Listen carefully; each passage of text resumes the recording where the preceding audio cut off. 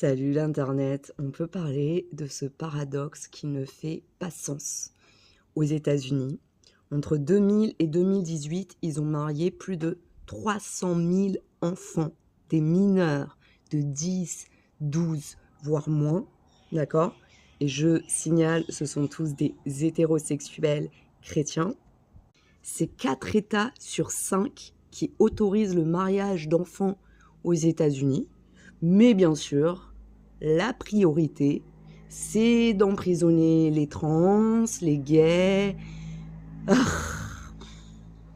C'est très fatigant en fait, parce que c'est un peu la faute du peuple tout ça.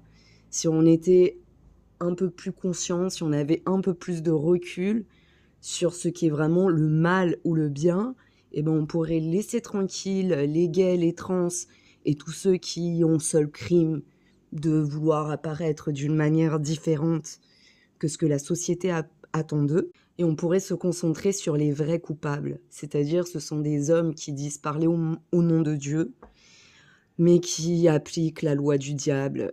Et pour ça, ce serait trop bien qu'on puisse tous se mettre d'accord que quelque chose est mal s'il fait concrètement, maintenant, du mal à quelqu'un intentionnellement.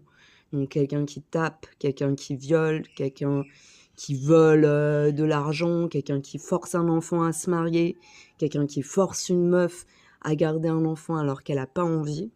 Et laissez tranquille tous ceux qui, même s'ils vous dérangent émotionnellement parce que ça vient réveiller je ne sais quoi en vous, tranquille. Je parle de meufs comme moi qui se coupent les cheveux ou qui aiment embrasser des filles ou des mecs qui pensent aimer un vernis à ongles. Enfin, ça me déborde en fait. C'est vraiment dommage parce que je pense qu'elle est vraiment là, la clé de la paix pour nous les humains.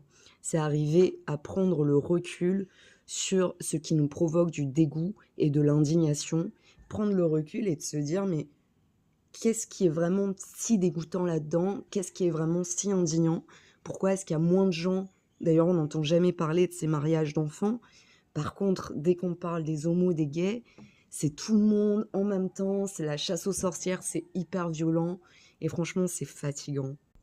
C'est important de désigner les vrais coupables, ces mecs hétéros qui se font passer pour des hommes de Dieu et qui montrent du doigt les hommes, les enfants de Dieu pour qu'on les tue, alors que eux, ils sont en train de violer, d'agresser, de tuer toute la planète, Seigneur Jésus-Christ.